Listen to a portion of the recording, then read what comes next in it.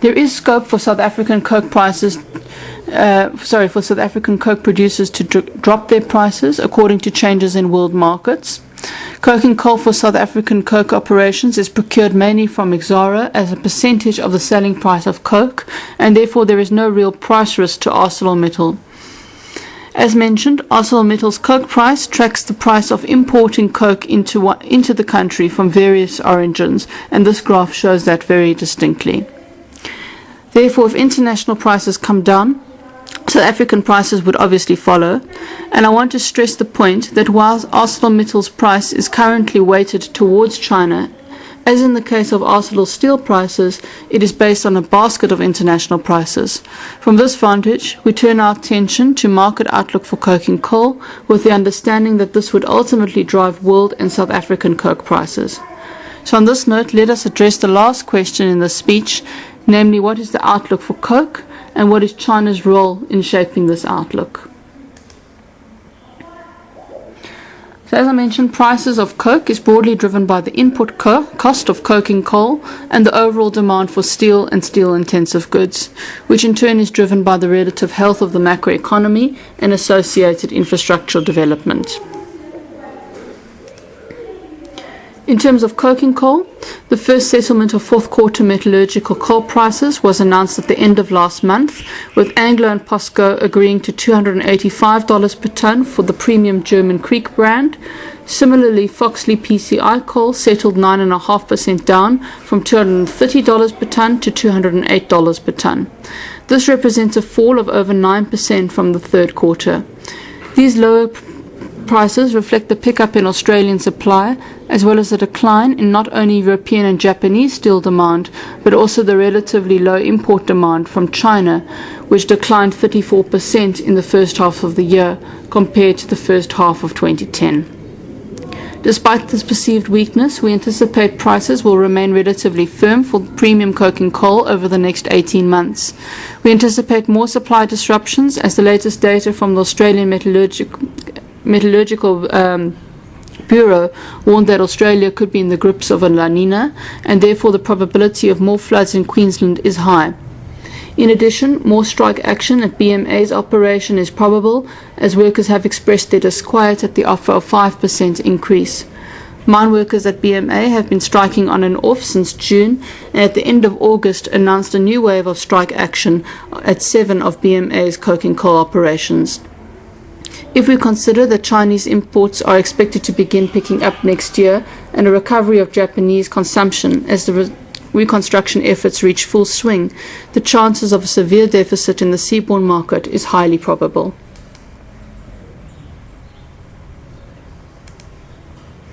Already, Mongolian coking coal producers are ramping up to fill the supply deficit in China, with an additional 6.5 to 8 million tons of raw coal planned for the 2011 to 2013, or assuming a 65% yield, this represents around 4.5 to 5 million tons of additional clean coking coal to supply the region. The limiting factor with Mongolian supply is the transport route. At present, coal is trucked to China from two major borders, Keek and Gansmod. Gansmod is around 250 to 270 kilometers away from the mine at Tavan Tokhoi and is sensitive to road conditions. Therefore, the Mongolian Mining Corporation is presently completing the Tavan Tokhoi border, and the existing gravel road will be used as a backup.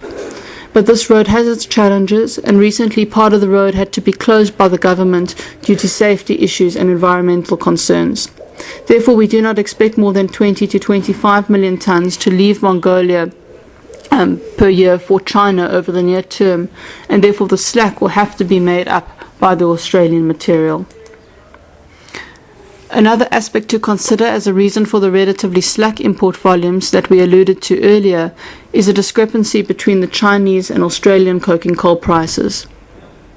Up until 2008, China was self-sufficient in coking coal, but as steel production increased, China was forced to import from the seaborne market.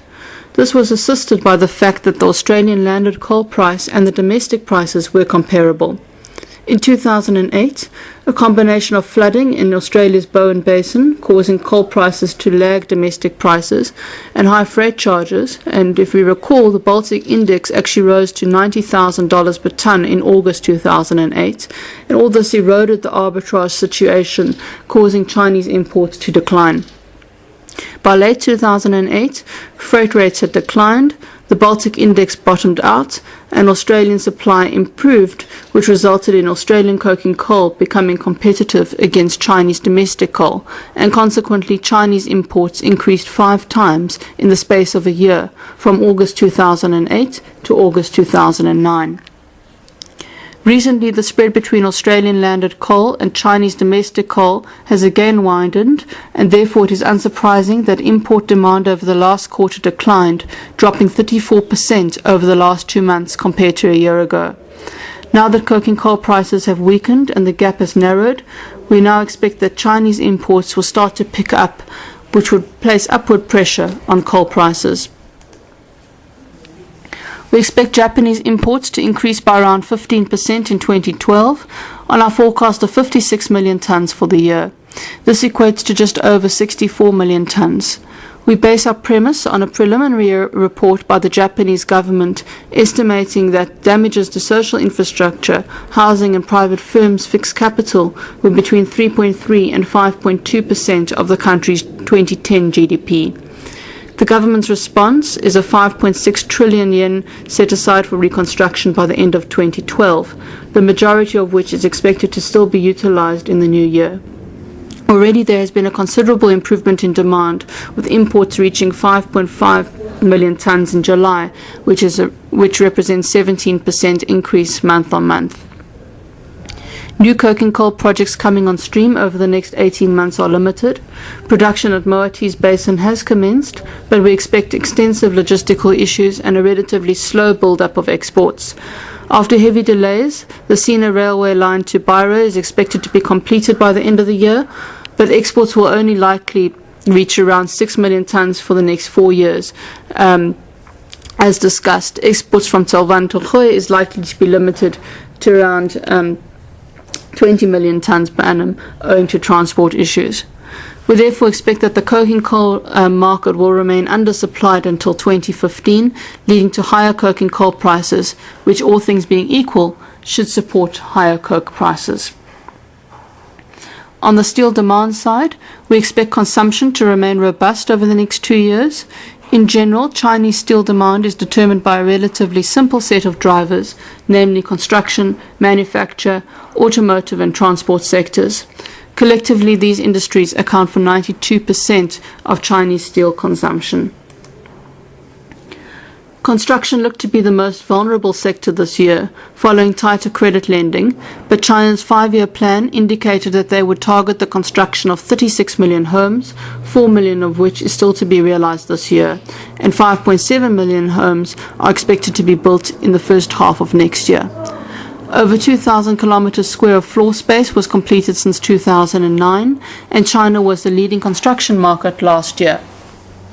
The outlook for the sector is positive, and we estimate that steel demand for the sector will exhibit growth of 12%. In 2010, China usurped the US as the world's largest manufacturer by value add. This year, however, manufacturing sectors have performed poorly, with commercial vehicle output down 13% year on year, and mining and machinery and excavators down 2% and 23% respectively. We need to stress that we feel that this weakness is due to tighter monetary policy and inflation rather than a fall in demand. We remain positive on our view for longer-term demand for capital goods in China.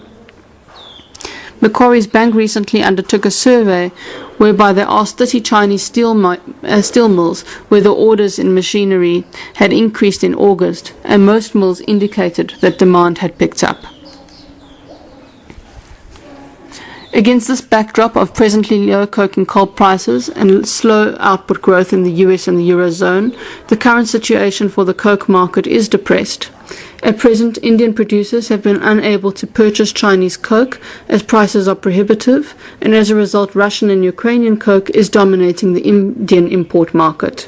This factor, as well as lower coking coal prices and declining prices of European and Russian coke, which each fell 12 and 4% month-on-month in August, respectively. Chinese blast furnace coke is expected to weaken until the end of the year.